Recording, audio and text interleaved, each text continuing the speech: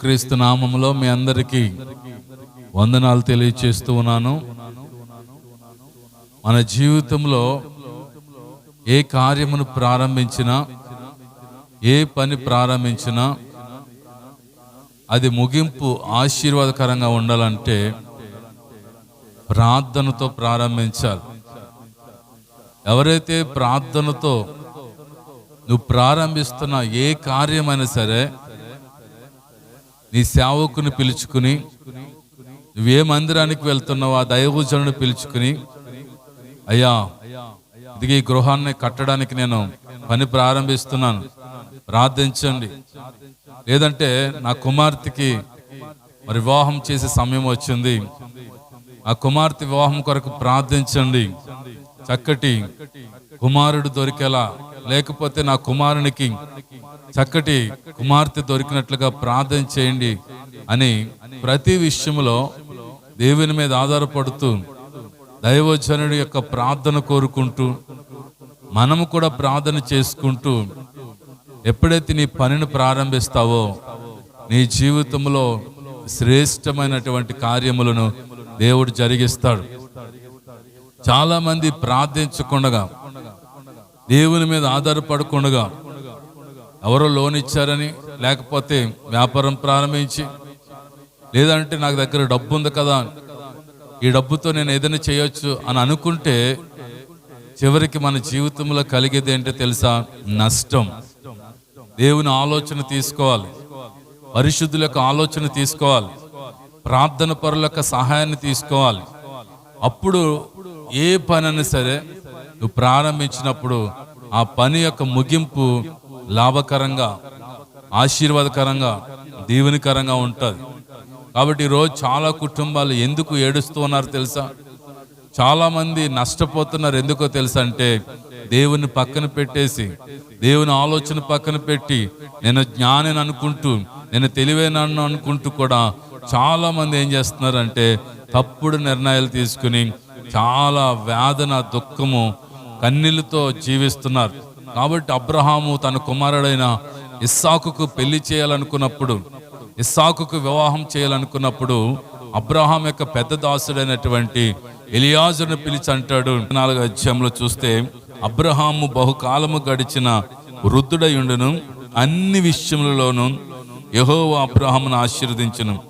అప్పుడు అబ్రహాము తనకు కలిగిన సమస్తమును ఏలుచుండిన తన ఇంటి పెద్ద దాసునితో, నీ చెయ్యి నా తొడ కింద పెట్టుము, నేను ఎవరి మధ్య కాపురమున్నానో ఆ కానానీయుల కుమార్తెలలో ఒకదానిని నా కుమారునికి పెండ్లి చేయక, నా స్వదేశమందున్న నా బంధువుల యొద్దకు వెళ్ళి ఇస్సాకును ఆ కుమారునికి భార్య తెచ్చినట్లుగా ఆకాశం యొక్క దేవుడును భూమి యొక్క దేవుడైన యెహోవా తోడ నీ చేత ప్రమాణము చేయించెదను.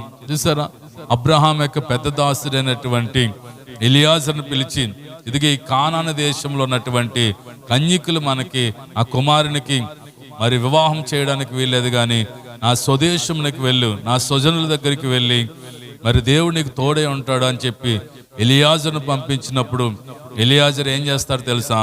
శ్రేష్టమైనటువంటి నానా విధములకు వస్తువులను తీసుకుంటాడట. అబ్రహాము బహు ధనవంతుడిగా ఉన్నాడు, బహు ఐశ్వర్యవంతుడిగా ఉన్నాడు. అబ్రహాము దగ్గర ఉన్నటువంటి శ్రేష్టమైనటువంటి నానా విధములకు వస్తువులను తీసుకుని 10 ఒంటెలను తీసుకుని బయలుదేరుతాడు. ఇప్పుడు ఎలియాజరు పని ఏంటో తెలుసా? అబ్రహాముకు కోడలను తీసుకుని రావాలి, ఇస్సాకునకు భార్యను తీసుకుని రావాలి, ఒక చక్కటి కన్యకను తీసుకుని రావాలి. ఇది మామూలు పని కాదు, కానీ ఎంతో శ్రేష్టమైన పని. అలాంటి పనిని ఎలియాజరు భుజాల మీద వేసుకున్నప్పుడు అబ్రహాము కూడా ఎలియాజరు నమ్మి మరి ఇస్సాకుకు సాటి అయిన సహకారాన్ని తీసుకురాగలుగుతాడని ఇస్సాకుకు మరి అబ్రహాము బాధ్యత అప్పగించినప్పుడు అబ్రహాము చేసిన పని ఏంటో తెలుసా? నా దగ్గర శ్రేష్టమైన వస్తువులు ఉన్నాయి, నా దగ్గర శ్రేష్టమైనటువంటి ఒంటెలు ఉన్నాయి అని లేకపోతే అబ్రహాము బహు ధనవంతుడు కాబట్టి అని ఆలోచించకుండా ఎలియాజరు ఏం చేశాడు తెలుసా? తన ప్రయాణము దేవుడు సఫలపరచాలని చెప్పి ఎలియాజరు చేసిన పని ఏంటో తెలుసా? ప్రార్థనతో ఆయన ప్రయాణాన్ని ప్రారంభిస్తూ ఉన్నాడు. దేవుని మీద ఆధారపడినట్లుగా మనం చూస్తున్నాం.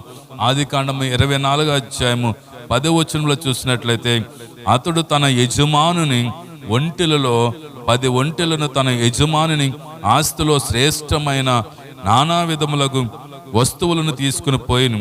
అతడు లేచి ఏం చేశాడంటే నాహోరు ఉన్నటువంటి పట్టణంలోనికి చేరి సాయంకాలం ముందు స్త్రీలు నీళ్లు చేదుకుని వచ్చే వేళకు ఆ ఊరి బయటనున్న నీళ్ల బావి యొద్ద తన ఒంటెలను మోకరింపచేసేట్లని ప్రార్థన చేశాను.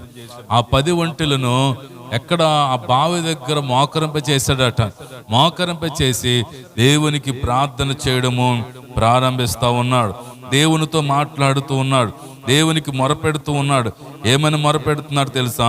12వ వచనం, నా యజమానుడకు అబ్రహాము దేవుడనైన యెహోవా, నేను వచ్చిన కార్యమును త్వరలో సఫలము చేసి నా యజమానుడకు అబ్రహాము మీద అనుగ్రహము చూపుము, చిత్తగించము అని చెప్పి ప్రార్థన చేస్తూ ఉన్నాడు. ఎలియాజరు ఎంత గొప్ప విశ్వాసము కలిగి ఉన్నాడు ఆలోచించండి.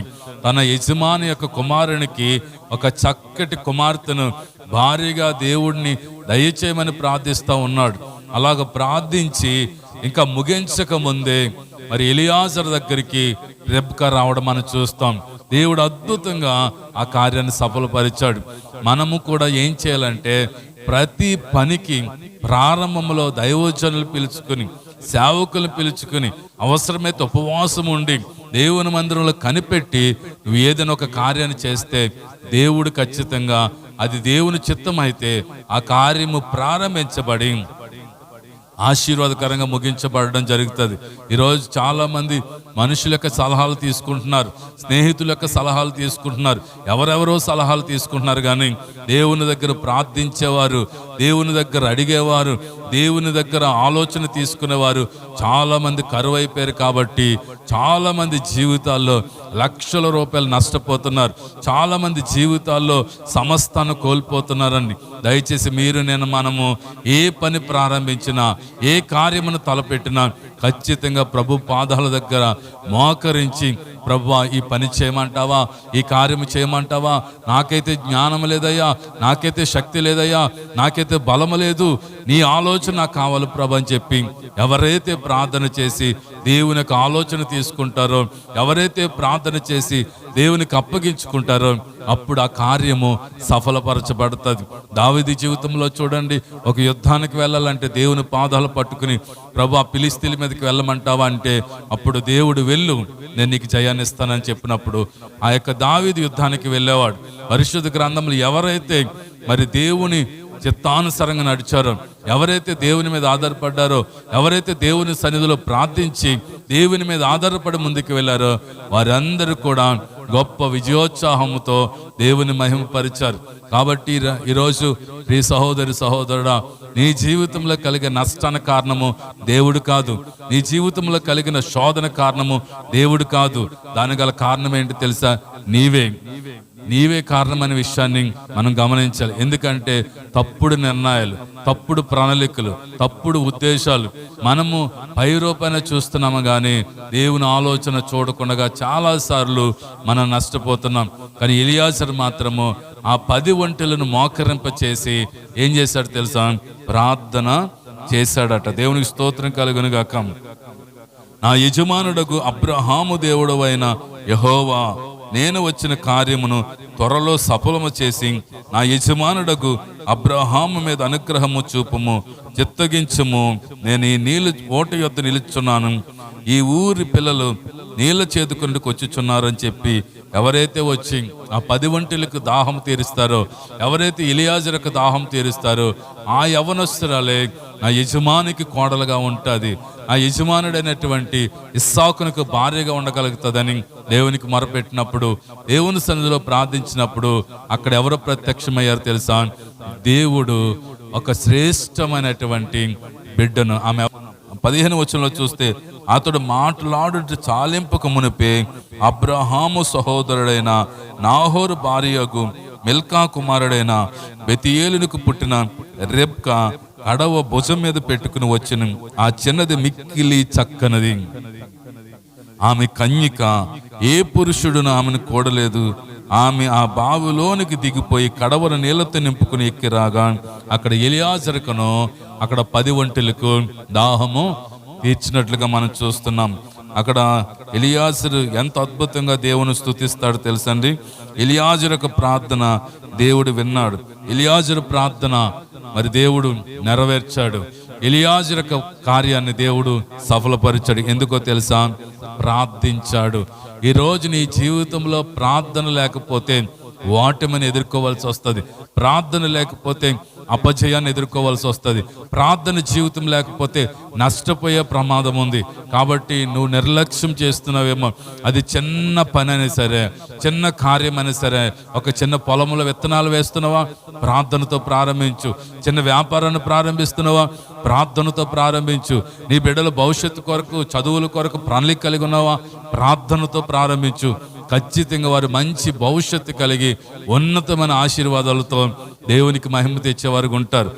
అదే అధ్యాయము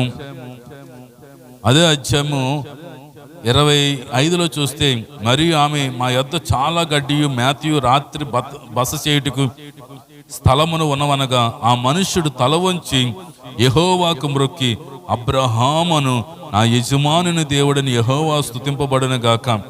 ఆయన నా యజమానికి తన కృపను తన సత్యమును చూపడం మానలేదు. నేను త్రోవలో నుండగానే యెహోవా నా యజమానిని బంధువుల ఇంటికి నన్ను నడిపించునా. నేను చూసారా దేవుడు ఎంత కార్యం చేశాడు. త్రోవలో ఉండగానే దేవుడు ఎలియాజరు ప్రార్థన విని ఆ కార్యాన్ని సఫలపరిచాడు. డైరెక్ట్ ఎక్కడికి నడిపించాడంటే అబ్రహాం యొక్క బంధువుల దగ్గరికి నడిపించాడు. మరి ఇస్సాకుకు భార్యగా ఎవరినైతే దేవుడు ఏర్పరచుకున్నాడో ఆ రెబ్కా దగ్గరికి నడిపించాడు. కాబట్టి మనం ప్రార్థనతో ప్రారంభిస్తే మన టైం వేస్ట్ అవ్వదండి. ఎలియాజరు తన సమయాన్ని వ్యర్థపరచుకోలేదు. చాలా మంది జీవితాల్లో వారి సమయము వ్యర్థమైపోతూ ఉంది. ఎందుకు వ్యర్థమవుతుందంటే దేవునికి మొరపెట్టకపోవడమే. కాబట్టి ఈరోజు ప్రియ సహోదరుడా, మనం దేవునికి ప్రార్థన చేద్దాం. నీ దినములన్నీ కూడా వ్యర్థమైపోతున్నాయేమో, నీ సమయం అంతా కూడా వ్యర్థమైపోతుందేమో, నీ ధనమంతా వ్యర్థమైపోతుందేమో, మానసికంగా నలిగిపోతున్నావేమో. ఇప్పుడైనా సరే నువ్వేం చేయాలి తెలుసా? దేవుని దగ్గరికి వచ్చి పశ్చాత్తాపడి, ప్రభువా చాలా నష్టపోయినయ్యా, చాలా పోగొట్టుకున్నానయ్యా, బోల్డ్ సమయం అంతా వేస్ట్ అయిపోయింది ప్రభు అని నువ్వు పశ్చాత్తాపడి దేవుని సన్నిధిలో ప్రార్థనతో ప్రారంభిస్తే పోగొట్టుకున్న వాటిని మరలా తిరిగి ఇవ్వడానికి ఆ యేసయ్య సర్వశక్తిమంతుడు, సర్వాధికారి ఉన్నాడని తెలియచేస్తూ ఉన్నాను. ఎలియాజరు డైరెక్ట్గా ఎక్కడికి వచ్చేసాడంటే అబ్రహాం యొక్క బంధువుని ఇంటికి వచ్చేసాడు. అబ్రహాం యొక్క మరి కుటుంబీకుల దగ్గరికి వచ్చినట్లుగా చూడగలుగుతున్నామండి. అందుకని అక్కడ ఏమన్నాడు తెలుసా?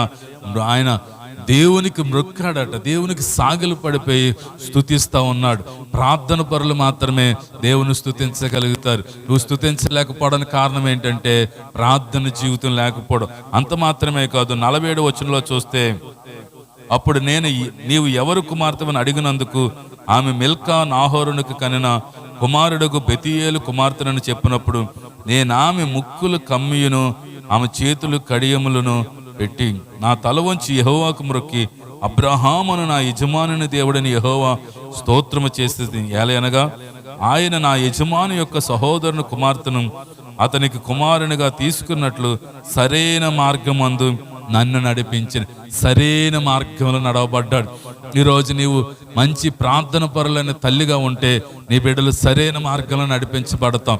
మరి ఎలియాజరు ఏమంటున్నాడు తెలుసండి? సరైన మార్గము, సరైన స్థలము, సరైన మార్గం. ఈరోజు నీ బిడ్డలు సరైన మార్గంలో నడవాలంటే నువ్వు ప్రార్థన జీవితం కలిగి ఉండాలి. ఎలియాజరు సరైన మార్గంలో నడిచాడు. ఏ గృహాన్ని దగ్గరికి వెళ్ళాలో, ఏ వ్యక్తి దగ్గరికి వెళ్ళాలో అదే మార్గంలో దేవుడు నడిపించాడు. దేవుడు నువ్వు ఎప్పుడైతే ప్రార్థన చేస్తావో నీవు నడవలసిన మార్గాన్ని నీకు ఉపదేశిస్తాడు. ఆయన నీకు ఆలోచన చెప్తాడు.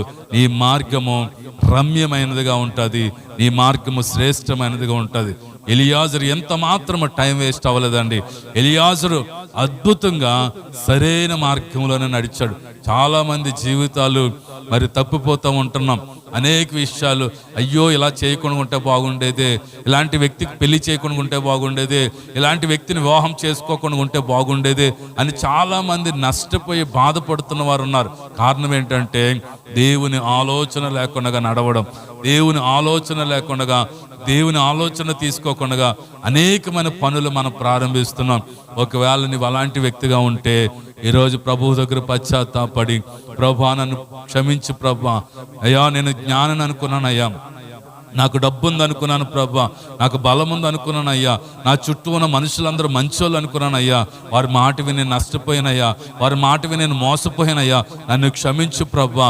నీవు నా క్షేమాన్ని కోరుకునే దేవుడవయ్యా, నీవు నన్ను ఆశీర్వదించే దేవుడవయ్యా, నా మేలు కోరుకునే దేవుడవయ్యా అని ఎప్పుడైతే దేవుని తట్టు తిరిగి పశ్చాత్తాపడి ప్రార్థన చేయడం ప్రారంభిస్తే దేవుడు నీవు నడవలసిన మార్గాన్ని దేవుడిని నడిపిస్తాడు, క్షేమకరమైన మార్గాలను నడిపిస్తాడు, కృపాక్షేమములే నీ వెంట వస్తాయి. కాబట్టి ప్రియ సహోదరి సహోదరుడా, ఈరోజు దేవుడు నీతోనే మాట్లాడుతున్నాడు నమ్ముతున్నాను, నిన్ను ఆశీర్వదించాలని ఆశపడుతున్నాడు.